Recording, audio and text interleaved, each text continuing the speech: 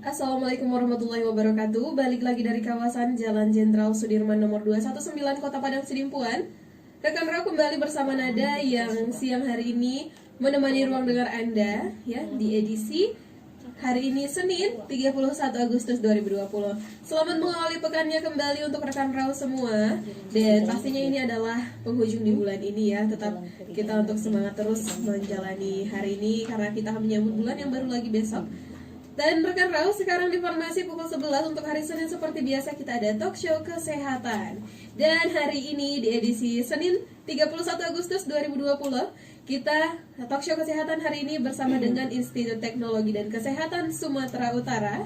Ya, dengan narasumber yang luar biasa sudah berhadir hari ini di studio Raw FM. Nada sudah tidak sendirian lagi, langsung saja Nada sapa.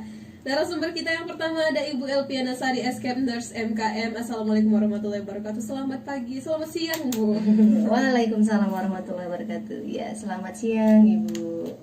Iya, dan narasumber kita ada Ibu Lisna Afriani Harhab, Escape Nurse. Assalamualaikum warahmatullahi wabarakatuh. Selamat siang Bu Lisna. Assalamualaikum warahmatullahi wabarakatuh. Selamat siang Bu. Iya, dan gimana dong kabarnya hari ini untuk Ibu Elpiana? Gimana kabarnya hari ini Bu? Alhamdulillah, meskipun suasananya di Kota Padang Sidimpuan cuaca mendung, bahkan hujan. Tadi ada gerimis ya, jadi tapi itu tidak merupakan hambatan buat kita untuk sampai di Raw FM ini. Dan Ibu Lisna sendiri gimana kabarnya hari ini Bu? Alhamdulillah dalam keadaan sehat. Alhamdulillah dalam keadaan sehat, luar biasa sekali. Rekan Rau narasumber kita dan Nada juga sendiri dalam keadaan yang sehat. Hari ini kita berdoa, kita harapkan juga untuk rekan Rau semua yang mendengarkan kita juga dalam keadaan yang sehat selalu. Tapi sedikit nih Bu, sebelum kita masuk ya, di tengah cuaca yang berubah-ubah, apalagi pandemi saat ini, apa nih Bu tips dari Bu Elpian untuk tetap sehat? Tetap harus menjaga daya tahan tubuh sendiri. Artinya memang bukan hanya protokol kesehatan yang harus dijaga, tetapi memang daya tahan tubuh artinya dengan banyak mengkonsumsi makanan yang bergizi, terus minuman juga agar tidak terjadi dehidrasi. Kemudian kita bisa mengkondisikan kitanya sendiri terhadap cuaca gitu. Meskipun memang sebenarnya cuaca mendung gitu tidak dibarengi dengan polutan atau polusi ya Bu ya, tetapi memang cuaca yang mendung ini juga berpengaruh sangat kepada daya tahan tubuh kita. Oke deh, jadi itu tips sehatnya Ibu Elpiana Sari di tengah-tengah kondisi kita saat ini. Kalau Ibu Lisna sendiri gimana tips sehatnya Bu? Apalagi di tengah pandemi, di perubahan cuaca yang tidak menentu gini Bu. Tetap jaga daya tahan tubuh dengan berolahraga, minum vitamin, kemudian menghindari yang namanya jaga kesehatan, polusi, jangan tetap jaga daya tahan tubuh gitulah. Tetap jaga daya tahan tubuh. Oke, deh, luar biasa sekali. Jadi tips-tips dari Ibu Elpiana dan juga Ibu Lisna tadi bisa rekan Rau semua terapkan. Dan juga hari ini talk show kesehatan bersama Institut Teknologi dan Kesehatan Sumatera Utara kita membahas mengenai ada apa dengan perawat. Itu ya Bu tema yang akan kita bahas yang hari ini. Iya benar sekali. Ada apa dengan perawat? Ini ada apa gitu ya? Iya ada apa ya? Oke deh. Jadi rekan Rau, tema kita sangat menarik hari ini. Pastikan untuk rekan Rau tetap bersama kita, dengarkan kita di sini ya untuk talk show kita siang hari ini. Oke deh. Jadi kita langsung aja nih Bu mengenai tema kita ada apa dengan perawat. Oke deh. Jadi boleh langsung disampaikan untuk Ibu Elpiana atau Ibu Lisna terlebih dahulu nih, silakan. Ya, silakan. Oke, terima kasih Mbak. Jadi begini, sebenarnya gimana ya perawat, ada apa dengan perawat? Mungkin orang bertanya-tanya kok kenapa emang perawat kan gitu ya. Tapi sebenarnya perawat ini kan sudah lama gitu. Jadi mungkin sekilas saya jelaskan dasar dari munculnya perawat itu gitu. Jadi perawat itu berawal dulu dari benua Eropa sendiri yang dipelopori oleh salah satu wanita, itu Florence ya. Kalau kita di orang kasihan Florence Nightingale gitu ya. Jadi beliaulah pelopor yang memulai daripada perawat itu. Jadi di situ ada banyak sekali memang sejarahnya. Jadi memang betul-betul pada saat itu tidak ada yang dikatakan perawat. Jadi dari perjalanan beliau daripada masa-masa peperangan itu dengan hati nurani yang melihat prajurit-prajurit yang berperang itu terluka, jadi bahkan sampai tengah malam pun beliau keluar melihat, mungkin jadi naluri beliau itu tergerak gitu. Jadi muncullah dari situ mendirikan suatu sekolah perawat, rumah sakit, dan sampai memang saat ini ke jenjang yang lebih tinggi itu untuk program pendidikan yang lebih tinggi begitu. Jadi beliaulah salah satu pelopornya. Jadi sekarang ini masih terpapar kalau perawat itu sebenarnya masih dipandang sebelah mata oleh masyarakat, bukan begitu ya Mbak ya. Tapi begini, terkadang saya selaku orang kesehatan juga, yaitu dasarnya dari diploma 3 keperawatan, saya mikir masyarakat itu karena tidak tahu saja, karena memang tidak tahu itu dalam arti gini, oh iya dokter. Jadi kalau dikatakan dokter itu marwahnya wow gitu ya, tapi sebenarnya perawat dan dokter itu sama-sama dari sisi kesehatan gitu ya, sama-sama mitra, bersama mitra gitu ya, ada kolaborasi gitu. Jadi mereka itu sebenarnya antara perawat dan dokter itu sama-sama menjalankan fungsi yang berbeda, tetapi memang dengan tujuan yang sama, yaitu untuk menyembuhkan atau kesehatan pasien. Kita langsung aja mungkin cerita pasien ya Mbak ya. Jadi kalau bicara lagi tentang tugas sekunder masing-masing, misalkan dari perawat dan dokter gitu. Jadi tugas sekunder itu, tugasnya masing-masing itu adalah, mungkin kalau sebagai perawat dia kan lebih fokus kepada perawatan. Jadi kalau dokternya mungkin lebih fokus kepada penyembuhan. Kalau kita bicara penyembuhan tentunya itu ke ranah atau fisik gitu. Jadi kalau perawatan itu lebih mengarah kepada psikologisnya, kemudian sosial, kulturalnya, dan lain sebagainya gitu. Tapi ada masanya kita itu kalau bicara tentang tugas sekunder dari masing-masing perawat dan dokter itu ada kalanya mereka itu berganti. Ada saatnya memang perawat itu menjadi melaksanakan tugas sekunder dokter. Begitu juga sebaliknya, dokter itu ada saatnya menjalankan tugas sekundernya dari perawat. Jadi memang iya benar, saling berhubungan. Jadi memang itulah yang dikatakan mitra, harusnya ada kolaborasi. Jadi memang tujuannya itu, kalaupun dia dokter sebagai fisik, kemudian perawat sebagai perawatannya, tapi memang tujuannya itu untuk mencapai kualitas hidup dari pasien yang telah mereka rawat gitu ya. Jadi memang di situ aja sih sebenarnya perbedaannya, namun tujuannya sama gitu. Jadi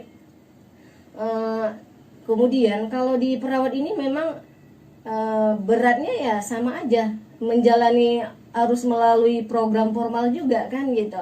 Jadi memang mulai dari yang serendahnya itu adalah diploma 3 keperawatan. Jadi sampai sekarang juga sudah ada S2 keperawatan gitu. Jadi perawat itu juga tidak semuanya bekerja di bidang pelayanan, ada juga yang bekerja di bidang pendidikan atau di informasi dan lain sebagainya gitu. Jadi itu sih sekilas tentang perbedaan atau kesenjangan yang dipandang oleh masyarakat itu. Perawat itu selalu dikatakan membantu atau pendamping dokter gitu, tapi memang itu sudah menjadi realnya. Kalau dokter itu memang harus tim dengan perawat, perawat juga demikian. Bila perawat itu mau praktek mandiri, ya memang dia harus ada menyertai dokter gitu, karena memang ada saatnya harus dilakukan oleh dokter dan dilakukan oleh perawat gitu. Jadi panjang sih sebenarnya ceritanya. Itulah dasar-dasarnya. Mungkin saya rasa perawat itu selalu bisa dikatakan dikucilkan, dipandang sebelah mata oleh masyarakat. Tetapi sebenarnya apalagi di musim-musim pandemi ini ya Mbak, bahkan semua kita melihat sangat dibutuhkan perawat itu gitu. Jadi banyak di situ yang mau dikerjakan. Jadi kalau keperawatan ini lagi kalau dari sisi secara umumnya itu adalah kondisi sejahtera gitu. Artinya memang mensejahterakan. Mensejahterakan itu bukan dalam arti di bidang ekonominya, tidak gitu ya kan. Jadi ada lagi mungkin kalau di secara undang-undangnya itu keperawatan itu melakukan tindakan, yaitu menerapkan, itulah yang kita di rumah sakit mungkin melakukan, ada yang dikatakan dengan asuhan keperawatan. Artinya di situ itu tidak hanya untuk orang yang sakit saja, tetapi memang untuk orang yang sehat. Mungkin orang bertanya lagi, kenapa? Apa hubungannya dengan yang sehat gitu kan? Kenapa harus mesti dirawat? Bukan pada dasarnya dirawat, tetapi itulah tadi, kita mempromosikan kesehatan itu pada orang yang sehat. Bukan mempromosikan yang kesehatan itu kepada orang yang sakit gitu. Jadi kalau kita bicara promosi itu sebenarnya di situ juga sering salah paham gitu. Jadi kita sampaikan itu kalau kepada orang yang sakit itu malah lebih fokusnya kepada pengajaran atau pendidikannya, pendidikan kesehatan. Coba nanti misalkan pulangnya dari rumah sakit misalkan, kita tidak ada promosi di situ, tetapi apa, membantu bagaimana caranya agar pasien tersebut tidak mengulangi hal-hal yang memang fatal atau berisiko menimbulkan penyakit lagi gitu. Tapi kalau yang promosi ini sifatnya kepada orang yang sehat, artinya apa? Agar mereka itu tetap bisa menjaga kesehatan mereka agar tidak terjadi hal-hal yang beresiko terhadap kesehatan gitu. Itulah dia kalau keperawatan, maksudnya definisinya seperti itu gitu. Jadi kalau perawat itu sendiri mah orang yang melakukan tindakan itu gitu. Begitu juga dengan misalkan dokter. Lain lagi dengan kesehatan-kesehatan lainnya. Jadi masing-masing profesi itu ada gitu. Jadi memang sampai saat ini pun, kalaupun pada dasarnya masyarakat itu bilang perawat itu adalah pendamping, bahkan sering ada orang bilang, kadang terserah juga sih di hati kan, pembantu dokter, masa sih segitunya jadi pembantu dokter gitu kan.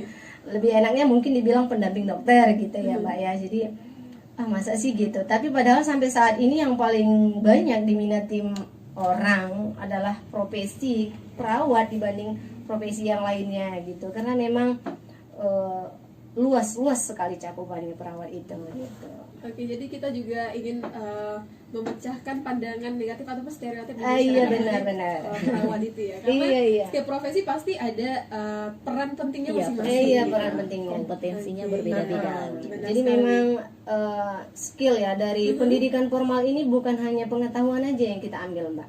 Memang butuh skill. Misalkan mungkin bisa saya contohkan, kalau memang di bidang pendidikan umum, kita mungkin kalau duduk-duduk saja gini bisa bercerita di kertas gitu, sampai kadang-kadang kita tidak sadar saking indahnya pemandangan itu sudah hampir 2 halaman gitu kan, kayak buat apa ya, puitis gitu ya.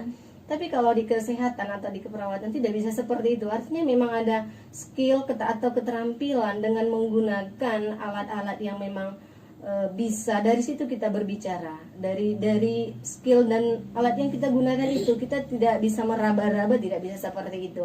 Jadi sangat memang uniknya ya di situ gitu. Jadi selain daripada skill yang kita dapatkan selama pendidikan, mungkin dituntut lagi untuk menjadi atau memiliki sifat yang profesional gitu. Jadi yang sifat profesional ini ada lagi beberapa item gitu. Dari macam-macamnya sungguh banyak lah gitu. Oke. Kita ke Ibu Lisna nih, dari Ibu Lisna sendiri seperti apa? Kalau kita bicara ada apa dengan perawat, nah tadi kalau udah disampaikan oleh Ibu Elviana, dari Ibu Lisna seperti apa nih Bu? Ya, sudah panjang lebar ya dijelaskan Iya. sama Bu Elvi. Bahwasanya memang perawat itu adalah mitra kerjanya dokter, bukan pembantu yang selama ini selalu diiming-imingi di masyarakat bahwa perawat itu adalah pembantu dokter. Tapi kita adalah mitra. Jadi sama halnya dengan kita tidak bisa berdiri sendiri tanpa dokter juga begitu. Jadi kita memberikan pelayanan kesehatan kepada masyarakat atau kepada pasien, kemudian memberikan asuhan. Yang merawat pasien 24 jam itu perawat begitu. Nah, jadi dengan berkolaborasi dengan tim kesehatan yang lain. Kemudian kita sebagai perawat itu banyak masyarakat di luar sana menganggap kita remeh gitu kan. Jadi padahal kerja kita berat di luar sana. Seperti sekarang ini yang kita lihat di masa pandemi COVID ini, bahkan kita perawat dikatakan sebagai garda terdepan gitu kan. Iya. Garda terdepan. Kenapa dikatakan garda terdepan gitu kan? Karena pasien ini yang merawat kita gitu, yang harus memberikan asuhan keperawatan kepada pasien itu kita gitu. Yang lebih banyak mengetahui kondisinya si pasien juga kita perawat. Kenapa? Karena keluhan yang paling sering kita keluhan yang pertama sekali disampaikan pasien itu di perawat gitu kan. Kemudian kita kolaborasikan kepada dokter. Kemudian itu perawat juga orang dikatakan perawat itu adalah orang yang sudah tamat dari tenaga pendidikan keperawatan, kemudian dan mampu memberikan asuhan keperawatan begitu. Jadi kalau dia tidak mampu memberikan asuhan keperawatan, tidak dikatakan perawat begitu ya. Cuman kenapa? Karena dia sudah selesai dari pendidikannya gitu, dari pendidikannya keperawatan dan mampu memberikan asuhan kepada individu, baik kelompok masyarakat dan baik sehat maupun sakit gitu. Jadi kita tidak hanya memberikan asuhan kepada pasien yang sedang dirawat di rumah sakit begitu kan. Jadi kita juga memberikan asuhan keperawatan kepada individu yang sehat gitu. Nah, jadi caranya gimana? Cara memberikan asuhan dengan pasien yang sehat gitu. Nah, seperti yang dijelaskan Ibu Elpiana Sari tadi, bahwasanya promosi kesehatan atau pendidikan kesehatan jauh lebih penting bagi masyarakat. Kenapa? Untuk mencegah. Katanya mencegah lebih baik daripada mengobati begitu kan. Jadi kalau sudah terjadi apalah gitu. Jadi lebih bagus mencegah daripada mengobati. Apa saja yang kita berikan? Ya pendidikan terkait dengan cara merawat kepada pasien. Misal yang pertama sekali yang mengetahui kondisi keluarga yang sakit siapa? Keluarga sendiri gitu kan. Keluarganya sendiri atau terutama ibu begitu. Jadi ibulah yang pertama sekali tahu bahwa ada salah satu anggota keluarganya yang sakit gitu. Jadi kalau si ibu saja tidak tahu gimana cara merawat, pertolongan pertama dilakukan oleh ibu gitu kan, di dalam keluarga sendiri. Jadi pentingnya bahwa masyarakat juga tahu kesehatan itu gimana begitu. Dengan cara melalui siapa? Dari kita gitu. Dari kita perawat yang selalu mempromosikan tentang kesehatan. Jadi sehingga pertolongan pertama dilakukan ke ibu, kemudian jika kebanyakan masyarakat merawat terlebih dahulu di rumah begitu kan, merawat terlebih dahulu anggota keluarganya di rumah, kemudian kalau memang tidak bisa ditangani, biasanya terkadang di luar sana banyak orang yang sudah tahu obat sakit demam apa gitu kan. Jadi penanganannya sudah langsung tahu di rumah begitu. Kemudian kalau tidak bisa dirawat sendiri, baru kemudian dibawa ke pelayanan kesehatan begitu kan. Jadi itulah pentingnya kenapa kita kalau bisa selalu mendatangi masyarakat, kelompok-kelompok khusus gitu, ibu hamil, remaja, kemudian lansia, untuk memberikan informasi tentang kesehatan. Jadi begitu. Oke. Jadi udah disampaikan seperti apa sebenarnya tugas dan fungsi perawat itu sebenarnya, dan juga kalau kita bicara tentang stigma di masyarakat tadi yang seperti sudah Ibu sampaikan gitu ya, gimana cara seorang perawat sendiri seharusnya menanggapi dan ya memecahkan masalah itu gitu, supaya stigma itu tidak selalu muncul di masyarakat kita. Jadi begini, tadi kita kan cerita ada skill gitu ya. Jadi kita mungkin agak-agak cerita nih, banyak cerita gitu ya Mbak ya. Jadi skill itu kita sudah tahu apa yang harus dikuasai, yaitu keterampilan dari pengetahuan itu sendiri. Jadi dibarengi dengan sifat profesionalnya. Sifat profesional itu harus seperti itu, memang harus dimiliki oleh seorang perawat. Misalkan yang pertama mungkin perawat itu harus mampu meningkatkan keterampilan atau kesejahteraan masyarakat. Yang dikatakan tadi yang saya sebut pertama, mungkin kesejahteraan itu bukan kita harus membantu dia di sisi ekonomi, tidak gitu. Tetapi mungkin ketika pasien atau masyarakat itu memiliki masalah dengan kesehatannya, dengan komunikasi kita tanpa kita sebelum menetapkan kepada medis apa obatnya, dengan memberitahu seperti inilah alur penyakit bapak atau ibu seperti ini, dengan komunikasi yang memang efektif, itu mampu menghilangkan atau itu apa ya, dengan cara ramah tamahnya perawat itu berdiskusi tentang penyakit itu, memang dasarnya sudah tahu ya. Jadi itu bisa mengurangi rasa sakit pasien tersebut gitu kan. Jadi kita intinya ini perawatnya ini ya, tidak memberi obat itu bukan tanpa komunikasi, tetapi memang harus ada komunikasi. Jadi komunikasi itu juga ada seninya. Misal banyak basa-basinya, atau selamat pagi Bapak, gimana hari ini? Padahal Bapak itu meringis sekali dengan sakitnya, tetapi dengan kita yang ramah tamah, lupa dia akan sakitnya mungkin gitu ya.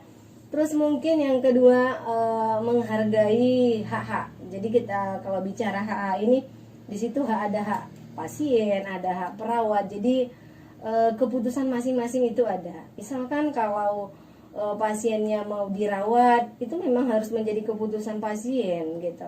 Kalaupun sebenarnya bapak itu atau pasien itu sendiri sangat perlu memang mendapatkan perawatan, misalkan rawat inap. Tapi kalau beliau tidak bersedia untuk dirawat misalkan, kita harus tetap sampaikan bila tidak dirawat bagaimana, resikonya bagaimana. Nah, kalaupun pada intinya, pada keputusannya memang tidak jadi dirawat, nah, itulah merupakan makna daripada hak-hak masing-masing. Jadi yang ketiga mungkin menghargai martabat. Nah, di sini lagi, kalau martabat ini kalau kita bicarakan secara umum, mungkin si Mbak sendiri mungkin kalau bicara martabat ini kan orangnya bagaimana ya, mulai dari ekonomi, sosial itu sudah komplit ya. Jadi kalau kita bicara komplit itu sudah misalkan seperti makanan ada telurnya, ada ayam goreng gitu kan. Jadi kalau di sisi keperawatan ini yang di kita maknakan dari martabat itu adalah kita mampu itu menghargai, menghormati, artinya memperlakukan pasien itu secara etis gitu. Jadi yang kita artikan secara umum dengan perawatan atau kesehatan ini, itulah bedanya gitu ya Mbak. Kemudian tindakan-tindakan yang kita lakukan itu mengandung nilai dan memang harus memunculkan nilai. Nilainya dari mana? Jadi kita melakukan praktek itu bukan tidak ada standarnya. Kalau kita bilang di orang kesehatan itu adalah SOP gitu ya. Iya benar, ada SOP-nya gitu. Jadi ada alurnya, tidak bisa lompat langsung ke nomor 3. Jadi memang harus dimulai dari nomor 1 itu misalnya seperti itu. Dan memang kita memiliki kode etik gitu ya. Jadi sesimpelnya yang kita lakukan mulai dari benar daripada pasiennya, pemberian obatnya, sampai dosis, caranya, kemudian waktunya, kemudian didokumentasikan lagi gitu. Jadi memang ada dokumentasinya gitu. Jadi bukan berarti sudahlah biar bapak ini cepat selesai sembuh, kita kasih aja jam segini obatnya atau seluruhnya. Tidak seperti itu. Jadi memang itulah hal-hal terkecilnya gitu Mbak. Jadi mungkin berikutnya tetap menjunjung nilai, menjunjung tinggi nilai moral, legalnya, kemudian kemanusiaan. Jadi kalau kita bicara moral lagi, jadi ada lagi nanti poin-poinnya. Kalau kita bicara moral itu ada keadilan, kemudian ada tidak membedakan satu sama lain, kemudian jujur ya, jujur sangat penting sekali gitu, jujur. Kemudian tentunya tidak merugikan gitu ya, tidak merugikan pasien itu sendiri, misalnya dalam hal-hal seperti pemberian obat gitu kan, kita apa ya dibilangnya, yang pastinya tidak merugikan gitu ya. Nah jadi banyak sekali yang harus kita, itulah beberapa keunikan kalau kita jabarkan dari moral. Jadi memang privasi, satu lagi privasi itu sangat perlu dijaga, artinya baik itu privasi pasien itu sendiri ataupun privasi daripada perawat sebagai pelaku tindakan keperawatan gitu. Jadi lingkupnya luas nih Mbak. Jadi unik sih sebenarnya kalau cerita perawat ini. Kalaupun sebenarnya kita sebagai perawat sangat dipandang masyarakat luas sebagai pembantu gitu, sebagai pembantu dokter. Tapi memang seperti yang dikatakan Ibu Lisna tadi, sebenarnya kita lah yang hampir setiap saat itu bertemu dengan pasien. Kalau dokter itu mungkin hanya pada saat visit, kemudian ada hal-hal yang urgent gitu, atau ada tindakan-tindakan yang harus dilakukan oleh ditangani oleh dokter gitu. Jadi kalau perawat ini memang bisa dikatakan adalah 24 jam, kalaupun sebenarnya ada yang kalau di rumah sakit itu ada pergantian shiftnya gitu. Oke deh. Jadi kalau tadi ada disampaikan bahwasanya harus dibarengi dengan keprofesionalitasan supaya kita bisa sifat yang profesional. Iya. Nah, kita pengen tahu juga nih Bu, sebenarnya apa sih yang berat dalam menjalani profesi tenaga kesehatan khususnya perawat ini ya? Apalagi kalau kita lihat di masa pandemi ini, apakah salah satu terberat itu adalah kita harus siap gugur. Kita lihat perawat kita yang luar biasa sekali menangani pasien-pasien, ada yang gugur dalam saat menjalani tugasnya gitu. Apakah itu salah satu hal terberat juga di saat kita harus siap untuk gugur di saat kita menjalani tugas gitu, atau apa hal-hal lain yang terberat dalam menjalani profesi ini. Boleh mungkin untuk Bu Lisna terlebih dahulu, kita mau dengar seperti apa, Bu? Ya, jadi berat sebenarnya, dikatakan berat sih benar. Cuman itu kembali lagi, begitu kita lulus dari pendidikan keperawatan, itu kita sudah disumpah begitu kan, sudah disumpah bahwasanya kita memang benar-benar mau menjalankan profesi keperawatan ini dengan penuh keikhlasan. Jadi dikatakan dengan penuh keikhlasan, jadi apapun itu, kapanpun itu, dimanapun itu, bahwasanya kemudian tindakan apapun yang sedang terjadi, kita siap gitu. Kita tidak bisa mengatakan, oh tunggu dulu, ini benar-benar penyakit menular gitu, nggak bisa. Iya, benar. Jadi tapi dengan catatan tersendiri, proteksi diri kita juga tetap harus ada begitu kan. Jadi benar-benar harus ada perlindungan diri, walaupun sebenarnya ini benar-benar penyakit yang sangat menular gitu kan. Kita sudah tahu ya, jaga diri. Penularan ya seperti apa ya, gitu. Kita sebagai seorang perawat juga kan sudah bercerita banyak sekali tentang kesehatan ataupun teori, sudah banyak tahu gitu kan. Jadi dari pasien pun datang, dari tanda dan gejala yang kita lihat, kita sudah tahu sendiri ini menular atau tidak gitu. Jadi pertama sekali yang datang itu di bagian IGD-nya gitu kan. Okay. Jadi proteksi dirinya harus memang sudah ada begitu. Jadi benar-benar siap gitu, siap menjalani apapun resiko yang terjadi. Itu iya, exit gitu atau meninggal gitu ya. Jadi memang pada umumnya sudah terlihat memang meninggal gitu. Tapi kan walaupun seperti itu, kita bukan berarti menolak karena memang itu sudah tugas, tanggung jawab, sudah menjadi tugas kita gitu, sudah disumpah, kemudian benar-benar dari hati lah begitu, naluri, ada panggilan jiwanya gitu. Menjadi seorang perawat itu ada panggilan Jadi jiwa. memang perawat itu ada nalurinya, harus ada naluri. Harus ada naluri. Walaupun memang kita lihat pada dasarnya sebenarnya perawat ini adalah perempuan gitu. Iya, kebanyakan. Jadi kalau dulu itu di sejarahnya Mbak, perawat itu perempuan, laki-laki itu sebagai pengangkat bila ada yang meninggal. Iya, dulu. Nah, gitu. Kenapa demikian? Sekali. Karena memang yang memiliki hati naluri itu adalah perempuan, jiwa seni perempuan. Jadi tapi sih bukan berarti tidak Laki-laki boleh tidak, laki-laki menjadi perawat, boleh sah saja. Tapi itulah dasarnya. Kita selalu bilang naluri, pakai naluri gitu. Jadi itu sebenarnya itulah dasarnya munculnya naluri itu juga gitu. Jadi ada naluri, Iya, ibaratkan benar. seorang ibu kepada anaknya Iya. perawat ke pasien Iya, ya. memang harus gitu. Memang harus begitu. Naluri. Harus Oke. naluri gitu. Dan kita break sebentar nih Bu, Oke, akan kita iya, lanjutkan Mbak. saat lagi. Rekan Raw, menarik sekali pembahasan kita siang hari ini, talk show kesehatan bersama dengan Institut Teknologi dan Kesehatan Sumatera Utara mengenai ada apa dengan perawat. Jadi rekan Raw, pastikan untuk pantengin kita terus, jangan kemana-mana. Kita akan kembali sesaat lagi, masih di 105 Raw FM, Your Lifestyle. Itu tadi sekilas cerita kita tentang perawat, betapa asiknya. Jadi jangan ragu lagi kepada masyarakat, para orang tua yang kami cintai dan kami sayangi. Jangan ragukan bahwa kita ini adalah ada sedikit, mungkin boleh saya cerita ya Mbak ya. Dulu sih ini namanya Stike Suhada Padang Sidimpuan, yaitu berkisar di tahun 2014. Alhamdulillah memang hanya beberapa tahun itu kita jalankan, dan alhamdulillah meningkat lagi menjadi ke jenjang yang lebih gitu. Artinya sekarang itu sudah menjadi Institut Teknologi Kesehatan Sumatera Utara, dan memang masih di tempat yang sama, yaitu Kota Padang Sidimpuan. Yaitu nanti alamatnya ada di Jalan Haji Tengkuri Jalan Nurdin, kilometer 5,5, Kelurahan Sihitang, Kecamatan Padang Sidimpuan Tenggara, Kota Padang Sidimpuan. Tidak jauh dari sini ya Mbak ya. Jadi kepada adik-adik, itu menjadi Institut Teknologi Kesehatan Sumatera Utara adalah gabungan dari beberapa prodi, yaitu untuk dari Stike Suhada sendiri dan Akademi Kebidanan Mitra Suhada. Jadi sekarang kita itu yang tadinya bergabung hanya 3 prodi, jadi ada tambahannya 2 prodi lagi, yaitu tentang teknologi atau komputer gitu. Jadi sekarang kita sudah ada 5 program studi, yaitu Akademi Kebidanan, Akademi Keperawatan, kemudian Sarjana Farmasi, kemudian nanti Sistem Informasi dan Teknologi Informasi. Jadi kepada adik-adik buruan silahkan mendaftar.